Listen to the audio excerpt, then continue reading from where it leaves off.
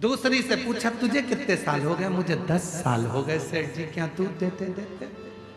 तीसरी ने पूछा तुझे कितने साल हो गए? उसने कहा मुझे 12 साल हो गए सेठ जी, क्या दूध देते देते। सब आपस में बात कर रही थी। इतने में एक बूढ़ी भैंस के पास में पहुंची। एक भैंस उससे पूछा तू कितने सालों से दूध दे रही है? कि मेरी पूरी जिंदगी यहीं दूध देते देते निकल गई। सेठ जी नोच नोच के दूध निकाल लेता है। तो उसने पूछा बूढ़ी भैंस से एक बात बता, आखिर अपन सब सेठ जी के घर में इतना दूध क्यों दे रहे हैं? कि सेठ बहुत समझदार है, उसने दरवाजे पर लिख कर रखा है उधार लिया है, जीते जी दे दो नहीं तो मरने के बाद देना। मैं जीते जी नहीं दे पाई, इसलिए मरने के बाद भैंस बन के निचोड़ निचोड़ के निकाले जा रहा है, सारा दूध निकाले जा रहा है सारा। इसलिए मेरी जीजियों मेरे जी जाओ, सावधान इंडिया, सावधान हो जा। किसी का लिया है तो दे दो, नहीं तो मरने के बाद वो नोच नोच के निकालेगा। फिर अगला जन्म ना जाने कौन सा होगा और हमको चुकाना पड़ेगा। भगवान की कृपा है जो अच्छे कुल में जन्म लिया, भगवान की कृपा है अच्छे घर में जन्म लिया, भगवान की कृपा है अच्छी पत्नी, अच्छे बच्चे मिले, भगवान की कृपा है जो 2 रोटी खाने को मिली, भगवान की कृपा है जो पूरा शरीर अच्छा दिया, और भगवान की कृपा है जो कहीं अच्छे लोगों से मिला दिया, ये उसकी कृपा है। इसलिए प्रयास करो कि अच्छा कर्म कर कर जाना, बुरा कर्म कर कर उसके सामने पहुंचो तो मुख दिखा सकते, मुख दिखा सकते, कर्म। कितना सुंदर व्याख्यान।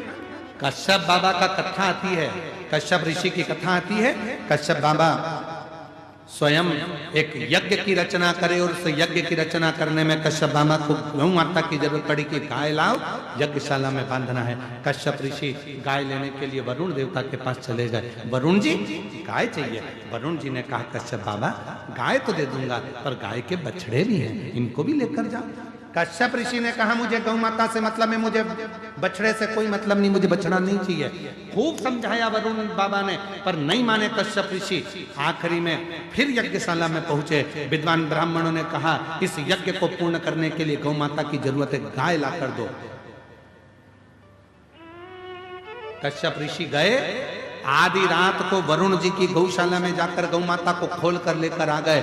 उनके बछड़े रंभाने लगे, चिल्लाने लगे बछड़े। जब गौशाला में से बछड़े की आवाज आई, वरुण जी दौड़ कर गए, जाकर देखा बछड़े रो रहे थे। क्या हुआ? गौशाला में जाकर देखा तो गाय नहीं थी, पर बछड़े थे। मालूम पड़ा कि कश्यप ऋषि यज्ञ को कराने के लिए गाय लेकर चले गए। बछड़े खोलकर कश्यप बाबा के यज्ञशाला में वरुण जी पहुंच गए। वरुण जी ने कहा कश्यप बाबा आप यज्ञ करो, मना नहीं है, आप गौ माता को रखो, मना नहीं है, पर इन बछड़ों को भी साथ में रखो। गाय बिना बछड़े के कैसे रहेगी? बछड़े के बिना गाय सुनी और गाय के बिना बछड़ा सुना। कश्यप ऋषि नहीं माने, यज्ञ करने के लिए केवल गौ माता की जरूरत है, इसलिए गाय को रखूंगा, बछड़ा नहीं चाहिए। वरुण जी ने हाथ जोड़ लिए, आप या तो गाय वापस कर दो या फिर बछड़े रखो। पर कश्यप बाबा नहीं माने। आखिरी में वरुण जी जाते जाते कह दिया, सुनो कश्यप ऋषि, तुम ऋषि हो गए अपनी जगह के, संत हो गए अपनी जगह के, मैं वरुण आज श्राप देता हूं, तुम्हारा अगला जन्म वसुदेव के रूप में होगा। और जैसे मेरे बछड़े अपनी गाय के लिए रो रहे हैं, वैसे ही तुम भी अपनी औलाद के लिए रोओगे। और वो वसुदेव जी के घर में बच्चे हुए और रोना वसुदेव बाबा को पड़ा, रोना वसुदेव जी को पड़ा। कर्म का दंड मनुष्य को भोगना है। अगर परमात्मा ने हमको अच्छा हाथ दिया, अच्छा पांव दिया, नेत्र दिया, शरीर दिया, सारा शरीर अच्छा बनाया, परमात्मा को धन्यवाद देना कि तेरी कृपा से प्राप्त हुआ, तूने दिया, तेरी करुणा से।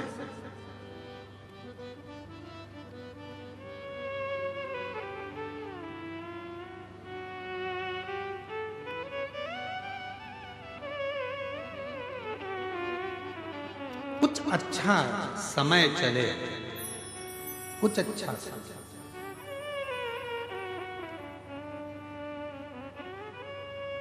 कल एक पत्र पढ़ा था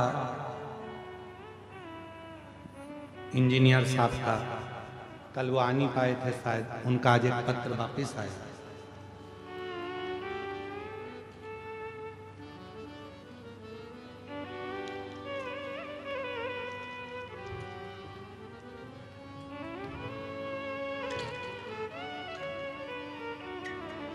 मेरा नाम जीवन लाल जी गोयल है। गुरुदेव, मैं क्षमा चाहता हूँ, कल आपने पत्र पढ़ा और मैं पहुंच नहीं पाया था क्योंकि मैं कार्य में लगा हुआ था। कहीं बैठे हैं? जीवन लाल जी गोयल आप ही हैं? ऐसा हाथ हिला दीजिए, आ जाइए, बेलपत्र लेकर जाइए। गुरुदेव, सरकारी नौकरी नहीं थी, किसी के कहने पर पहली कावड़ यात्रा करने के लिए सीहोर गया था। सावन के महीने की कावड़ करी, वापिस आ गया। बाबा की कृपा से ऐसी करुणा बाबा ने कर दी कि मेरी गरियाबाद छत्तीसगढ़ का हूं और बाबा की कृपा से आज मैं सिविल इंजीनियर के पद पर दंतेवाड़ा में पदस्थ हो गया हूं। मैं बाबा को धन्यवाद देने के लिए, ये शिव की उदारता और बाबा की ही कृपा से शिव ने साथ दिया। हर वर्ष कावड़ यात्रा में सीहोर जाता हूं और कावड़ भरकर आता हूं। जितनी बार कावड़ भरकर आता हूं, मेरा बाबा कुछ ना कुछ मुझे जरूर देता है, ये मैंने देखा। ये शिव तत्व है, ये शंकर की कथा। आप उस पर आश्रित कितने आश्रित, ये आपके ऊपर निर्भर कर। जो जैसी भावना, बोलो बोलो सब जीजियां बोलो, पीछे वाली भी, साइड वाली भी, आसपास वाले सब। जो जैसी वो वैसा ही फल, नहीं खाली उसे लौटाया वो मन ही मन और कर दिया माला माल काशी, लुटा दिया भंडार काशी। आप जिस भाव से बाबा को भजते हो, बाबा उसको स्वीकार करते। समय अच्छा चले, शरीर अच्छा चले, अच्छा करिए। जीवन में हम जैसा करेंगे वैसा हमको भोगना पड़ता है। परमात्मा की कृपा से शरीर मिला है तो परमात्मा में समर्पित हो। हम ये नहीं कहेंगे तुमसे कि तुम घर छोड़ो, परिवार छोड़ो, कुटुंब छोड़ो, नाते छोड़ो, रिश्ते छोड़ो, कुछ मत छोड़ो, पर अपने घर में रहकर मेहनत भी करो, संघर्ष भी करो और शिव की भक्ति भी करो। शिव भक्ति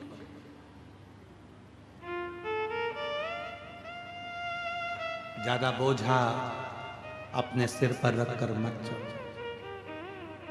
कितना बोझ था मां सती के सिर पर, कितना बोझ।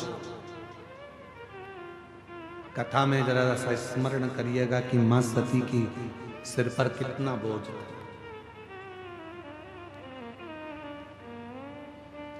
हल्का नहीं कर पाते हैं तो लोग फिर अपना शरीर त्याग देते हैं। कभी आपने विचार करा कि भगवान देवाधिदेव महादेव की धर्म पत्नी माता सती, दक्ष प्रजापति की बेटी मां सती,